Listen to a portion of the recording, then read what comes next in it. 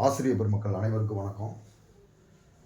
ஒரு மிகப்பெரிய போராட்டம் தொடர்ந்து இந்த நியமன தேர்வை ரத்து செய்ய கோரியும், தேர்தல் வாக்குறுதி 177 நிறைவேற்ற கோரியும், அடிப்படை கோரிக்கைகளை வலியுறுத்தி ஒரு நியாயத்தை நோக்கி தொடர்ந்து பல்வேறு கட்ட போராட்டங்களை மிக நேர்த்தியாக எடுத்து வந்திருக்கோம். இந்த போராட்டத்தின் விளைவாக சில பலன்களை பெற்றிருந்தாலும், அது ஒரு ஆயுட்கால சான்றிதழாக இருக்கட்டும், சிறப்பு சலுகை மதிப்பெண்ணாக இருக்கட்டும், 45 வயதிலிருந்து 57 வயது வரை தேர்வு எழுதலாம் அப்படின்றதா இருக்கட்டும், இது போன்ற அதை நாம் பெற்றிருக்கிறோம் என்றாலும் ஒரு முழுமையான ஒரு முடிவான அவர்கள் சொன்னதை நாம் இதுவரை பெறவில்லை அப்படின்றது அனைவரும் அறிந்த ஒன்றே. அதை பெறுவதற்காக அதுவும் ஆட்சியினுடைய இறுதி கட்டத்தில் தொடர்ந்து நம்ம போராட்டங்கள் தொடர்ந்து நடத்திய போதும் பல்வேறு போராட்டங்கள் நடத்தியிருக்கிறோம். அதிலும் குறிப்பாக பார்த்தீங்க அப்படின்னு கேட்டிங்கன்னா, காத்திருப்பு போராட்டம், கவன ஈர்ப்பு போராட்டம், கண்டன போராட்டம், கருஞ்சாட்டை அறிந்து போராட்டம், கண்ணை கட்டி கொண்டு போராட்டம், கையில் சிலம்பேந்தி போராட்டம், காதில் பூ வைத்து போராட்டம், நூதன போராட்டம், மண்டல போராட்டம் அப்படின்னு கிட்டத்தட்ட கருஞ்சாலையில் எழுதக்கூடிய போராட்டம், வெற்றறிக்கை உண்ணும் போராட்டம் அப்படின்னு 99 போராட்டங்களை எடுத்திருக்கிறோம் இது வரைக்கும். நிகழ்வு அப்படின்னு பார்த்தீங்கன்னா கிட்டத்தட்ட 1500க்கும் மேற்பட்ட நிகழ்வுகள் எடுத்திருக்கோம்.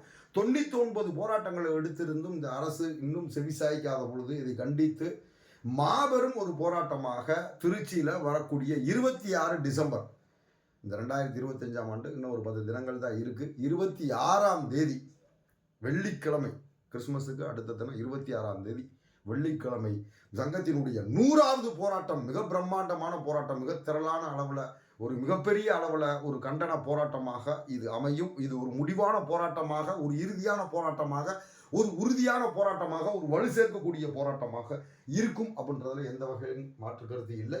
அனைவரும் கலந்து கொள்ளுங்கள். எத்தனையோ போராட்டங்கள் நடந்து கொண்டிருந்த போதும் நம்மளுடைய நோக்கத்தை, நம்மளுடைய கோரிக்கையை கரெக்டாக வச்சிருப்போம். தொடர்ந்து நம்மளை கண்காணிக்கக்கூடிய ஆசிரியர் பெருமக்களுக்கும் நண்பர்களுக்கும் நன்றாக தெரியும். ஒரு விஷயம் இருக்குது அப்படின்னா, இன்றைக்கி லட்சக்கணக்கான போராட்டங்கள் நடந்து கொண்டிருந்தாலும் நம்ம அங்கே போகும்பொழுது நம்ம ஒரு போராட்டமோ பத்திரிகையாளர் சந்திப்போ அதை தனித்துவமாக நம்மளுடைய விஷயத்தை சொல்லுவோம். என்னப்பா நியமன தேர்வு ரத்து செய்யணும், அவ்வளோதானப்பா நியமன தேர்வு ரத்து செய்யணும், 149 ரத்து செய்யணும், அரசாங்கம் 149 2018 போட்டிருக்காங்க, அது பின் தேதியிட்டு போட்டிருக்காங்க, உங்களுக்கு பொருந்தாது, தேர்தல் அறிக்கை 177 சொன்னது கூட 2013 பணி வழங்கணும், இவ்வளோதானா? இதுதான் விஷயம். இதை தாண்டி என்ன விஷயம் அப்படின்னு போகும்பொழுது நம்மளுடைய வழி நிறைந்த விஷயங்களை, நம்ம வழி நிறைந்த வாழ்க்கைகளை வார்த்தைகளாக மாற்றி ஒவ்வொரு இடங்கள்லையும் நம்ம அதை தெளிவுபடுத்தி இருக்கிறோம். அதை ஊடக மத்தியிலும் சரி, அரசு தரப்புலையும் சரி, அமைச்சர் தரப்புலையும் சரி, அனைத்து தரப்புக்கும் நம்ம கொண்டு போயிருக்கிறோம்.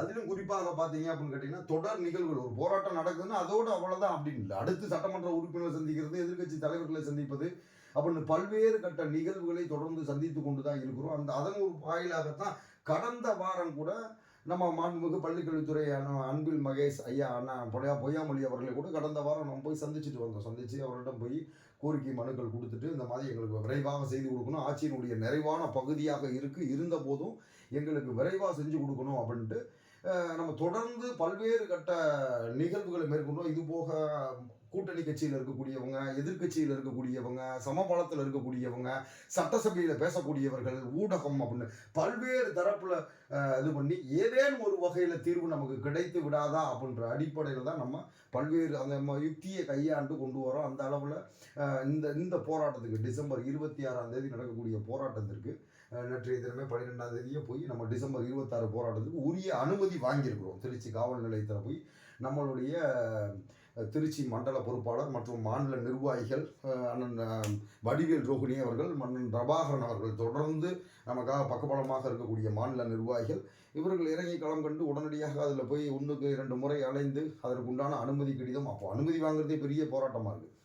அந்த அளவில் போய், ஏன்னா டிசம்பர் 6 வரைக்கும் போராட்டம், ஏன் இப்போ எடுக்கிறீங்க, டிசம்பர்லேயே முதல்ல எடுக்கிறேன், டிசம்பர் 6 வரைக்கும் போராட்டத்துக்கு அனுமதி கிடையாது. சரி, அதற்கப்புறம் பண்ணலான்னு பார்த்தீங்கன்னா தேர்வு நேரமாக இருக்குது. சரி, அப்படியே போய்கிட்டே போனால் ஆட்சியே முடிஞ்சு போயிடும். இப்படியே ஏதாவது ஒரு 7:30 வந்துக்கிட்டே தான் இருக்கும். அப்படி இருக்கக்கூடிய சூழலில் இப்போ நம்ம அந்த நேரத்தில் சரியான நேரத்தில் போராட்டம் பண்ணணும் அப்படின்ற அடிப்படையில் ஏற்கனவே திட்டமிட்டு கிட்டத்தட்ட அக்டோபர் இறுதியிலே திட்டமிட்டு நவம்பர் கொண்டு வந்து, அப்புறம் டிசம்பர் முதல் வாரம் கொண்டு வந்து, அப்புறம் கள்ளக்குறிச்சியில் நூதன போராட்டம்ன்றதை ரெடி பண்ணி ஏகப்பட்ட வேலைகளை செய்து தான் கடைசியில் டிசம்பர் 26 ஒருமித்த கருத்தோடு இது பண்ணியிருக்கோம். டிசம்பர் 27 பார்த்தீங்கன்னா உதவி பேராசிரியர் தேர்வு கூட வருது. அடுத்த நாள் பார்த்தீங்கன்னா எல்லாம் கவனத்தில் எடுத்துக்கொண்டு தான் அந்த போராட்டத்தை அறிவித்திருக்கிறார்கள் மாநில மாவட்ட நிர்வாகிகள் ஒருமித்த இதோட. இந்த போராட்டம் ஒரு ஆகச்சிறந்த போராட்டமாக, இது ஒரு வெற்றி போராட்டமாக, ஒரு மாஸ் போராட்டமாக அமையும். அனைத்து உறுப்பினர்களும் கட்டாயம் கலந்து கொள்ள வேண்டும். மிக திரளான கூட்டம் இருக்கும் பொழுது தான் நம்ம அங்கே பேச முடியும். அவர்களுக்கு அரசுக்கு தெரியும். அரசுகளுக்கு எப்படி தெரியும் அப்படின்னா, சும்மா ஒரு 10 பேர் நின்று போராட்டம் பண்ணாலும் தான், 100 பேர் நின்று போராட்டம் பண்ணாலும் பண்ணலாம். அதிகப்படியான ஆட்கள் வரும்பொழுது கவனத்தில் எடுத்துக்கொள்ளப்படும். நம்ம அந்த தேர்வு வச்ச முன்னாடி அப்ஜெக்ஷன் ட்ராக்கர் கொடுக்குறாங்களா, ஒரு கேள்வியை ஆதாரம் கொடுத்து ஒருத்தர் கொடுத்தாருன்னா 100 பேர் கொடுத்தாருன்னா 1000 பேர் கொடுத்தாருன்னா, ஆனால் 1000க்கு மேற்பட்டவர்கள் கொடுக்கும்பொழுது அந்த கேள்வியின் உண்டான விடையை அதிகமாக கவனத்தில் எடுப்பாங்க.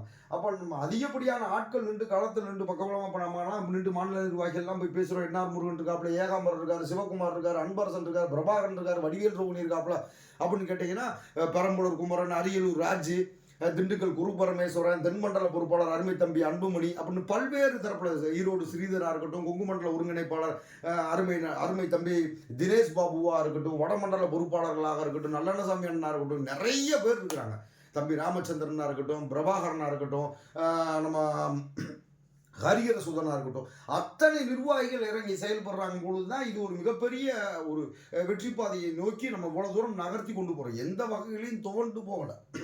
தொடர்ந்து நமக்கு எத்தனையோ வகையில் காலங்களை இழந்து பலவீனப்பட்டு நின்றிருந்தாலும் எங்களுக்காக உரிமையை நிலைநாட்டுவதற்கு, நம்மளுடைய காலத்தில் நமக்கான ஒரு தீர்வை பெறுவதற்காகத்தான் இந்த ஒரு மிகப்பெரிய அளவில் ஒரு போராட்டத்தை நடத்த திட்டமிட்டு முறையான அனுமதி கோரியிருக்கிறோம். அந்த அடிப்படையில் இந்த போராட்டம் சகோதரிகள் பெரும்பாலும், உறுப்பினர்கள் சகோதரிகள் பெரும்பாலும் திரளாக வந்து கலந்து கொள்ள வேண்டும். மிகப்பெரிய அளவில் ஒரு வெற்றி போராட்டமாக அந்த போராட்டம் அமைய இருக்குது. இதெல்லாம் நம்ம நடத்திய போராட்டத்தில் இருக்கக்கூடிய ஏதோ ஒரு போராட்ட குரூப் இல்லை, போட்டால் இது நம்ம நடத்திய போராட்டத்தில் இருக்கக்கூடிய இதுதான். அப்படி இருக்கும் பொழுது இந்த போராட்டம் நமக்கான போராட்டமாக அமையும். 100வது போராட்டம், இந்த ஆட்சியில் இறுதி போராட்டம். இப்போ கடைசியில் பார்த்தீங்க அப்படின்னு கேட்டிங்கன்னா, பிப்ரவரி 28 மார்ச் 1ஆம் தேதி அவர் பிறந்தநாளை முன்னிட்டு 28ஆம் தேதி ஒரு ரத்த போராட்டம் பண்ணோம். மொத்தத்தில் ஒன்றும் செய்யாத முதல்வருக்கு ரத்தத்தில் பிறந்தநாள் வாழ்த்துக்கள் அப்படின்னால அது ஒரு பெரிய அளவில் பேசு பொருளாச்சு. பெரிய அளவில் அரசின் தரப்புக்கு அழுத்தமாச்சு. எதிர்கட்சியிலேருந்து எல்லா பேருமே குரல் கொடுக்க ஆரம்பித்தாங்க, அழுத்தம் கொடுக்க ஆரம்பித்தாங்க. அடுத்து பார்த்தீங்கன்னா திருவாரூரில் ஜூலை 11 பார்த்தீங்கன்னா திருவாரூரில் போராட்டம் எடுத்தோம். திருவாரூரில் போராட்டம் எடுக்கும்போது ஒட்டுமொத்த தமிழகத்தையே கூப்பிடல, அந்த பகுதி மண்டல போராட்டம்னால அந்த பகுதியில் இருக்கவங்களை மட்டும் கூப்பிட்டு போராட்டம் பண்ணோம். விடியல் ஆச்சு இன்னைக்கு சொந்த மண்ணிலே விடியல் கொடுக்கல, எங்கடா விடியல் அப்படின்னு சொல்லிட்டு டார்ச் அடித்து கொண்டு ஒரு போராட்டம், பட்டப்பகல் டார்ச் அடித்து எங்கே விடியல் தேடி கொண்டிருக்கக்கூடிய போராட்டத்தை எங்கே நடத்தி அதையும் வெற்றிகரமாக நடத்தியிருந்தோம். அப்போ இந்த போராட்டம் நடத்தினா அவ்வளோதானா, போராட்டம் தானே இல்லை. அதற்கப்புறம் சட்டமன்ற உறுப்பினர் கிட்டத்தட்ட 8 சட்டமன்ற உறுப்பினர் சந்திச்சோம். அதற்கப்புறம் அண்ணன் செந்தமிழ் சீமான் அவர்களை சந்திச்சோம், அன்புமணி ராமதாசன் சந்திச்சோம், அண்ணன் அண்ணாமலை அவர்கள் தரப்பில் இருக்கக்கூடியவர்களை சந்தித்தோம். அடுத்து இளைய தளபதி விஜய் இருக்கக்கூடிய புஷி ஆனந்த் அவர்கள் தரப்பில் இருக்கக்கூடியவர்களையும் போய் சந்தித்தோம். தொடர்ந்து பல்வேறு கட்ட நிகழ்வுகளை எடுத்திருந்தோம். நமக்கான ஒரு தீர்வை நோக்கி தான் நகர்த்தி கொண்டிருக்கிறோம். நிச்சயமாக நமக்கு ஒரு விடியலை பெறும். கிட்டத்தட்ட 60,000 ஆசிரியர் பெருமக்கள் பாதிக்கப்பட்டிருக்கிறோம். கட்டாயம் உறுப்பினர்கள் அனைவரும் தவறாமல் கலந்து கொள்ள வேண்டும். ஆசிரியர் பெருமக்கள் திரளாக கலந்து கொண்டு இந்த போராட்டத்தை வெற்றி பெற செய்ய வேண்டும். எவனோ ஒருத்தன் நமக்கான என்ன போராட்டம் அப்படின்றது, இப்போ இதுக்கு ஒரு விஷயம் கூட சொல்கிறேன். இப்போ எவனோ ஒருத்தர் உள்ள கமாண்ட்லாம் போடுறாங்க, சார் உங்கள் போராட்டம் வெற்றியடைய வாழ்த்துக்கள் போடுவாங்க கீழே. அதெல்லாம் பார்த்தா 2013 எனக்கு தெரியவே தெரியாது சார். சார் எங்கள் வீட்டு பக்கத்தில் எப்போ போராட்டம் பண்ணுவீங்க? நான் பண்ருட்டி பக்கத்தில் இருக்கேன் சார், இங்கே எப்போ சார் போராட்டம்? சார் நான் தூத்துக்குடி பக்கத்தில் ஒரு கிராமத்தில் இருக்கேன் சார், இங்கே எப்போ சார் போராட்டம் பண்ணுவீங்க அப்படின்னா, ஏன்னா பக்கத்தில் போகிறோம். ஒரு போராட்டம்னா நம்ம பிரச்சனை எங்கே இருக்குது, நம்ம அதை நோக்கி தான் நம்ம மீது பிரச்சனை எல்லாம் நம்ம மீது தூவப்படும் அர்ச்சனைகள், அதை நோக்கி நம்ம நகர்த்தணும், அதை நோக்கி வெற்றி போராட்டமாக அமையணும். இப்போ ஒரு சின்ன விஷயம் சொல்கிறேன் கேட்டுங்க. நம்மளுடைய இப்போ சமீபத்தில் ஒருத்தர் இறந்து போனார், என்னை தொடர்பு கொள்கிறார். என்னை எளிதில் எல்லோருமே தொடர்பு கொள்ள முடியும். நம்மளை தொடர்பு கொண்டு சார் இந்த மாதிரி 2013 டெட்டு சார் 17 டெட்டு பாஸ் பண்ணியிருக்கார் சார், இறந்து போயிட்டார் சார் அப்படின்னு. சரி அப்படியே ஐயோ அப்படின்ட்டு நான் வண்டி 2வீலர் இருக்கேன், சரி ஓரமாக நிப்பாட்டுறேன். சூசைட் அட்டன் பண்ணிட்டார். சூசைட் அட்டன் பண்ணிட்டு பார்த்தா அவர் நம்பர் அனுப்பிடுறோம். நான் நம்பரை உள்ளே போட்டு சர்ச் பண்ணி செக் பண்ணி பார்க்கும்போது நம்ம குரூப்லேயே இல்லை, நம்ம வாட்ஸ்அப் குரூப்லேயே இல்லை அப்படின்னு போகும்போது நம்ம உறுப்பினராகவும் இருக்க வாய்ப்பு கிடையாது, நம்மளை ஃபாலோ பண்ணுறவரும் கிடையாது. அப்போ செக் பண்ணி பார்க்குறோம். அப்புறம் உறுப்பினர் பட்டியலில் நம்ம உறுப்பினரை அந்த பட்டியல் தனியாக இருக்குது, இந்த நீதிமன்றத்துக்கெலாம் பதிவு பண்ணி வச்சுருக்கோம். அந்த இதில் போய் பார்க்கும்பொழுது நம்ம தினேஷ் பாபு மூலமாக வச்சு பார்க்குறேன், அதுலேயும் இல்லை. நான் அவர்கிட்ட ஃபோன் அடிச்சு கேட்குறேன், சார் இவர் எந்த உறுப்பினரும் இல்லையே, இல்லை வேறு எதுவும் போராட்டத்தில் கலந்துருக்காரு, அவர் எங்கேயும் பார்த்த மாதிரி தெரியல சார், இறந்துட்டார் அப்படின்னு கேட்குறேன். இல்லை சார் இவர் தொடர்ந்து படித்து கொண்டே இருப்பார், எந்த போராட்டத்துக்கும் இவருக்கு உடன்பாடு இல்லை, போராட்டம்ன்றது வந்து ஒரு அர்த்தமற்ற செயல் நினைக்கிறேன், அதில் உடன்பாடே இல்லை அப்படின்னாரு. அப்போ என்ன சார் செய்ய சொல்கிறீங்க? இல்லை ஏதாவது உங்களால் உதவி பண்ண முடியுமா? உதவி பண்ணக்கூடிய நிலையில் நாங்கள் இல்லை, உதவி பண்ண வேண்டிய நிலையில் இருக்கிறோம். நான் எங்களுக்கே உதவி பண்ணோம் அப்படின்ட்டு நான் என்ன பண்ணேன், சார் எப்பயும் போல் வழக்கமாக யாராவது ஒரு மரணித்தால் என்ன பண்ணுவோம், ஃபேஸ்புக்கில் வாட்ஸ்அப்பில் ஸ்டேட்டஸ் ஆகும் இல்லை, RIP ரெஸ்ட் இன் பீஸ் ஆழ்ந்த இரங்கலை தெரிஞ்சு அவ்வளோதானே செய்ய முடியும். வேற என்ன செய்ய முடியும்? எவ்வளோ நம்ம நாங்கள் தானே இருக்கோம். ஒவ்வொரு ஆளும் எவ்வளோ கன்றாயப்பட்டு ஒருத்தர் பெயிண்ட் அடிச்சுக்கிட்டு இருக்கா, ஒருத்தர் சித்தாள் வேலை பார்த்துட்டு இருக்கா, ஒருத்தர் கம்பி கட்டிக்கிட்டு இருக்கா, 100 நாள் வேலை திட்டத்தில் இருக்கிறாங்க, அத்தை கூலியாக இருக்காங்க, டெய்லராக இருக்காங்க, காய்கறி வியாபாரம் பார்க்குறாங்க. இப்பேற்பட்ட ஆட்கள் நாங்கள் போய் எங்கே போய் யார்கிட்ட போய் உதவி பண்ணுறோம்? அதே இது மறுபடியும் ஒரு 10 நாள் கழித்து ஒரு நபர் எனக்கு ஃபோன் பண்ணுறாரு, சார் இந்த மாதிரி ஒரு விபத்து. வேற ஒரு நபர் இது வரைக்கும் போராட்டத்துக்கே வரல, போராட்டம்னா என்னாண்டே தெரியாது, அவர் இறந்து போயிடுறாரு. நாங்கள் அவருக்கு என்ன செய்யணும்னு சொல்கிறோம். ஆனால் அவர்கிட்ட கடைசியாக ஒரே ஒரு கேள்வி கேட்டேன், தொடர்ந்து படிச்சுக்கிட்டே இருக்கிறவர் ஏன் தற்கொலைன்ற முயற்சி எடுத்தாராம்? எங்களோட இருக்கும்போது அந்த தற்கொலைன்ற எண்ணமே இருக்காது. போராடி ஜெயிக்கணுமே தவிர வாழ்வது ஒரு முறை தான். அந்த ஒரு முறை நான் மறுஜென்மன்றதெல்லாம் இதெல்லாம் யார் யார் நிரூபிக்கலை. அதனால் நம்ம இருக்கக்கூடிய நேரத்தில் நம்ம 4 பேருக்காக வாழணும், நமக்காக வாழணும். அது ஒரு வெற்றி பெறக்கூடிய அளவில் இருக்கும். அப்போ எல்லா பேரும் சொன்னால் நம்ம ஏற்றுக்கிட்டே போக முடியுமா? அப்போ ரைட் ஓகே அப்படின்ட்டு அவர் சொல்கிறார். அடுத்த ஒருத்தர் ஒரு 10 நாள் கழித்து ஃபோன் பண்ணுறாரு. ஃபோன் பண்ணால் அவர் நம்பர் என்கிட்ட சேவில் இருக்குது, எங்கள் குரூப்பில் இல்லை. ஆனால் ஏதோ ஒரு கணக்கில் வேறு ஏதோ ஒரு இதில் பயணப்படுறாரு, இறந்து போயிட்டார். ஒரு விபத்து, கோர விபத்து. அப்போ எனக்கு தகவல் வருது. தகவல் வந்தோடனே, சார் எனக்கு இவர் எனக்கு வேறு சங்கத்தை சார்ந்தவர்னு தெரியும். எனக்கு தொடர்பு கொண்டவர் அந்த பையனுடைய சித்தப்பா. வேறு சங்கத்தை சார்ந்தவர்னு தெரியும். அவருக்கு அவர் எந்த சங்கத்தை சார்ந்தவர், அவருடைய நிர்வாகிகள் நம்பர் கொடுங்க அப்படின்றாங்க. அப்போ நம்ம எல்லா பேரோடையும் பேசுவோமே, நெருக்கி நல்ல மனிதர்கள் இருக்கவங்களெலாம் தொடர்ந்து பேசிட்டு தான் இருக்கிறேன். ஏன் நம்ம 410 பேர் வழக்கு போட்டிருக்கக்கூடிய நண்பர் அருப்புக்கோட்டை ராஜபாண்டிய அவர்கள்டாக இருக்கட்டும், 2023 22 நியமன தேர்வு வேண்டும் அப்படின்னு போய் திருச்சியில் நியமன தேர்வு வேண்டும்னு போராட்டம் பண்ண ஆளோடையும் பேசியிருந்தார்கள். அவங்க அப்பொழுது தவறுதலாக புரிந்து கொண்டார்கள். அப்பொழுது அப்புறம் மறுபடியும் 2013 கேட்கிறார்கள் அப்படின்னு நான் போகும்பொழுது நமக்கு கோவம் வந்துச்சு. அதுக்கப்புறம் இப்பொழுது இணைந்து நம்ம கேட்டது கொஞ்சம் தவறான ஒரு செயல், முட்டாள்தனமான செயல்ன்றது உணர்ந்துக்கிட்டாங்க. நல்ல தம்பிகள் பாவம்.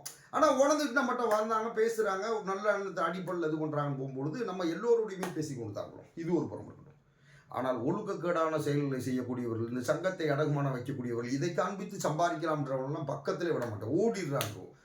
அடுத்து ஒருத்தர் மரணிக்கும் பொழுது ஒரு அகால மரணம். அப்புறம் அவங்களுக்கு உடனடியாக நான் என்ன பண்ணுறேன், அவங்க அந்த சங்கத்தை சார்ந்தவர்களுக்கு நம்பர்லாம் அனுப்பிவிட்டு தொடர்பு கொள்கிறேன்.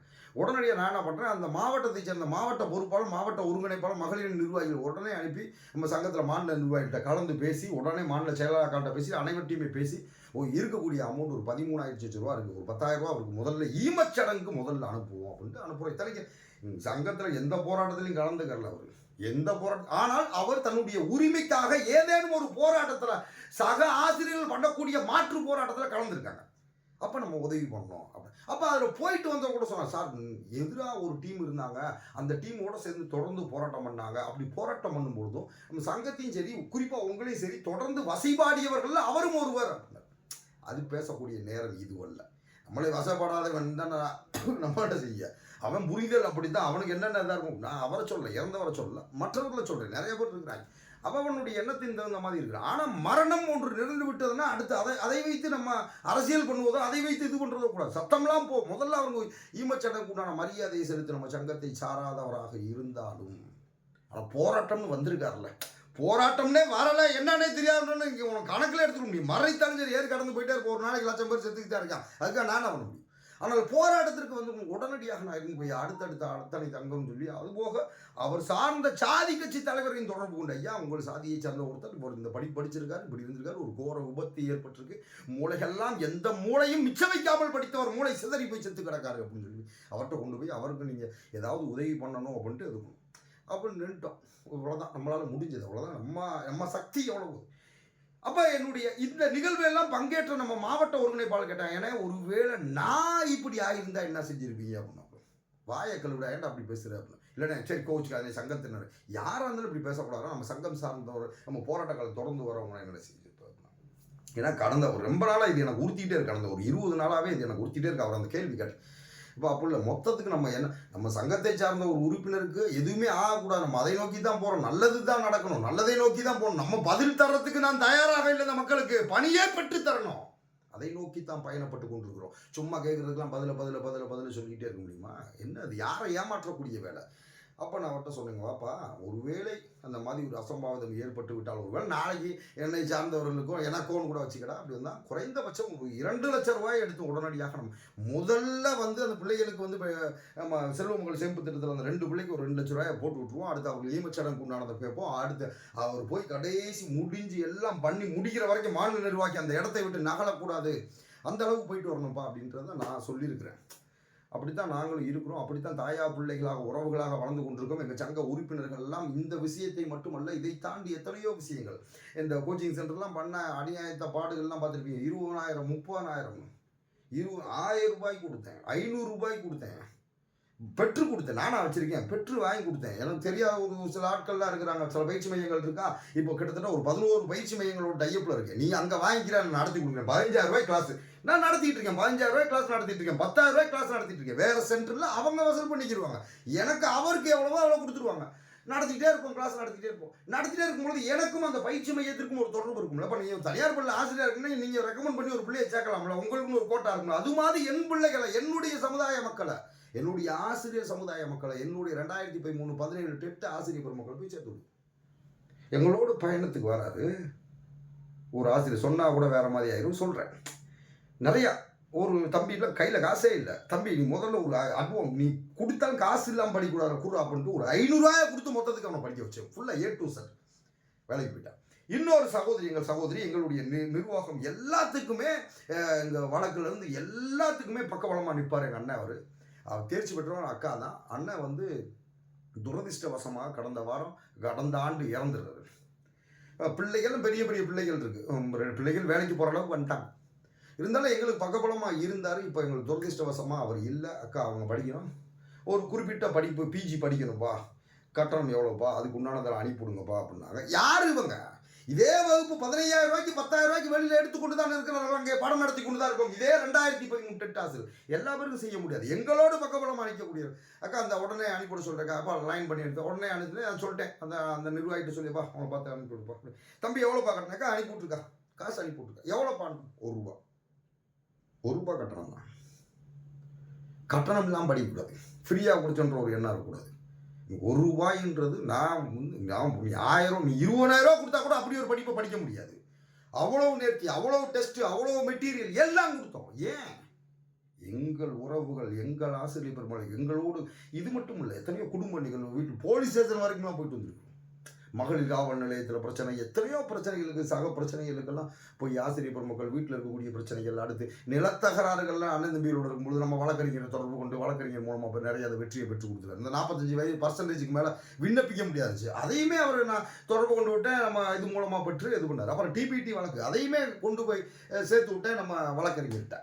சரிங்களா? ஏதோ பல்வேறு தரப்பட்ட வேலைகள் நம்மளுடைய நமக்கு தெரிஞ்சது அதுவும் சேர்த்து விட்டு அப்படின்னா 5 லட்சம் 6 லட்சம் கூட வெறும் 15,000 20,000 25,000 ரூபாய் இந்த கமிட்மெண்ட்டுக்குள்ளேயே ஒரு வழக்கு உயர்நீதிமன்றத்திலே போடப்பட்டது. அதை ஞாபகத்தில் வச்சுக்கிட்டோம். அப்போ இப்படி தொடர்ந்து யாருக்காக அந்த வேலைகளை செய்து கொண்டிருக்கோம். இப்போ ஃபோன் அடிக்கிறோம் அப்படின்னு கேட்டால் பெரும்பாலும் நேரங்களில் வண்டி ஓட்டிகிட்டு இருப்பேன், மனைவி ஃபோன் அடிச்சுட்டு இருப்பாங்க. ஃபோன் அடிக்கும்பொழுது இப்போ இன்னைக்கு காலையில் நடந்த சம்பவம், ஃபோன் அடிக்கும் யாருன்னு பாரு அப்படின்றேன். ஃபோன் அடிச்சாங்க, குமரன் ஃபோன் அடிக்கிறாப்புல.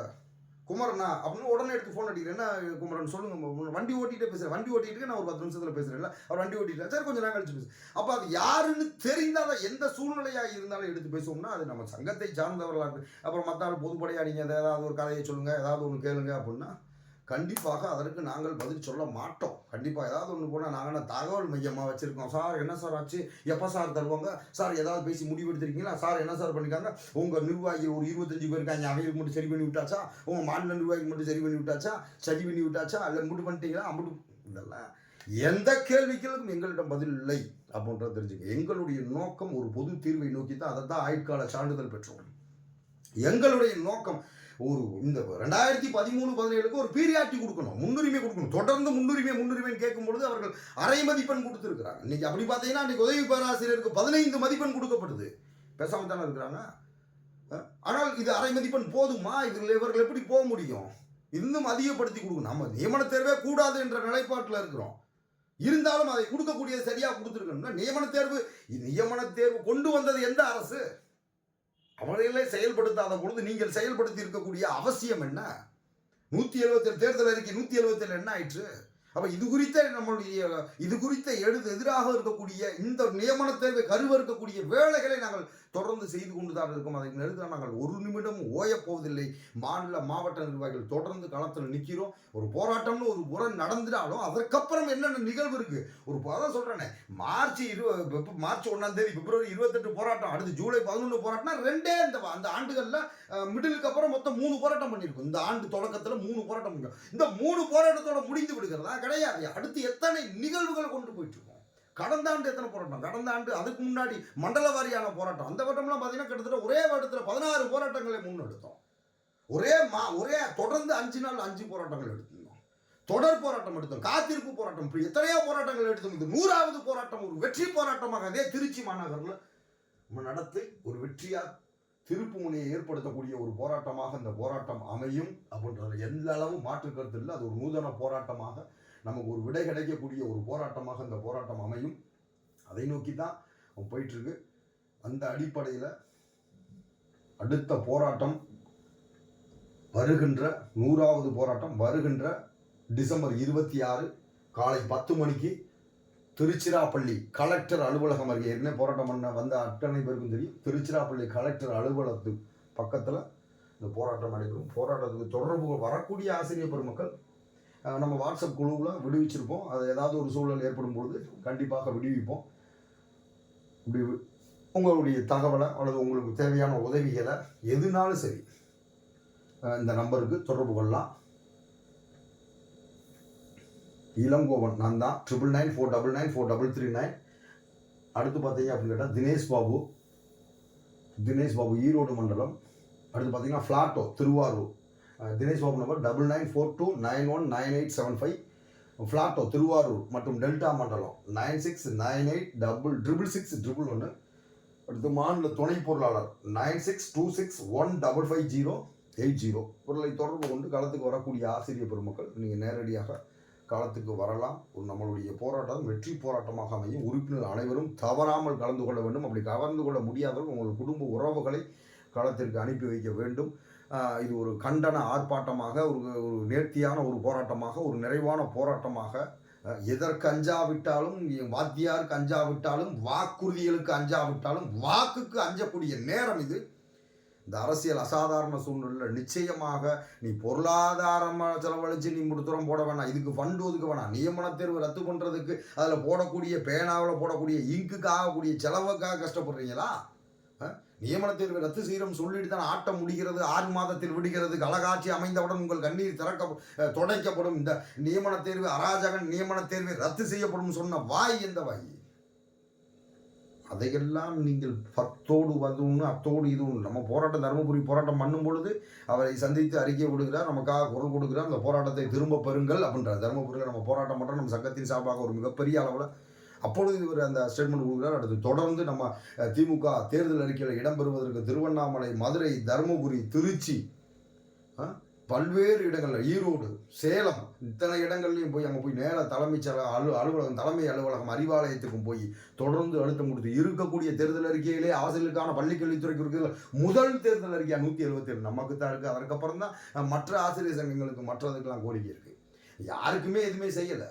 ஆனால் எந்த அளவுக்கு நம்ம வேலை செஞ்சிருக்கோம், எந்த அளவுக்கு திமுக வெற்றிக்கு பாடுபட்டிருக்கோம், எந்த அளவுக்கு வெற்றிக்கு பக்கத்தில் நின்றிருக்கோம், வெற்றிக்கு பக்கத்தில் நின்றவர்கள்லாம் இப்பொழுது துக்கத்தில் தூரதான் இருக்கிறோம். அப்போ அதை வலியுறுத்தி இருக்கிறோம், வற்புறுத்தி இருக்கிறோம், கட்டாயப்படுத்தி இருக்கோம், கவனத்தை ஏற்படுத்தியிருக்கோம். அப்போ நீங்கள் இதுவரை இப்போ இந்த பலம் தொடர்ந்து சந்திச்சுக்கிட்டு தான் இருக்கிறோம். என்ன ஒன்று அசம்பந்தமாக இருந்தால் அப்போ எப்பொழுது தான் செய்வீர்கள் என்றால் எங்களுக்கு காரியம் செய்த பிறகு செய்வீர்களா? உடனடியாக எந்தவித தாமதம் இன்றி உடனடியாக எங்களுக்கு நிறைவேற்றி தர வேண்டும். இல்லை என்றால் எங்கள் நிலைப்பாட்டை மாற்றுவோம். மிகப்பெரிய அளவில் ஒரு உங்களுக்கு நீ திரும்ப, அதாவது தலைவர் கலைஞர் அவர்கள் இருக்கும் பொழுது கொஞ்சம் கடினப்படுத்தி விட்டார் மகன் முதல்வருக்கு. நீங்கள் அவர் 60 வயசுக்கு மேலே தான் அது பண்ணார். அடுத்து தாம் மக்களுக்கு செய்கிற மாதிரி தாம் மகனுக்கு செய்யணும்ன்றக்கா துணை முதல்வர் வரைக்கும் உட்காந்துட்டாரு. அப்போ நீங்கள் எங்களுக்காக செய்யவில்லை என்றால் நீங்கள் கனவிலே காண முடியாது. நீங்கள் எப்பொழுதுமே திரு உதயாநிதி அவர்கள் தமிழகத்தினுடைய முதல்வர் அப்படின்ற வாய்ப்பே இல்லாமலே போய்விடும். முற்றிலுமா அறுத்து போய்விடும் அப்படின்றது அவர்களுக்கு நன்றாக தெரியும். ஆனால் அவர்கள் இருக்கிற வரைக்கும் இந்த படத்தை ஓட்டிக்கலாம். அதுக்கப்புறம் தாத்தா மகன் பேரை வம்சாவளியா அப்போ நீங்கள் உங்கள் அரசியலுக்கு நாங்களா பலிகடா, இப்போ எங்களுக்கு சொன்னதை செய்யுங்க அப்படின்றது தான் 100வது போராட்டம். இது ஒரு வெற்றி போராட்டமாக அமையும். களத்தில் சந்திப்போம். நன்றி, வணக்கம்.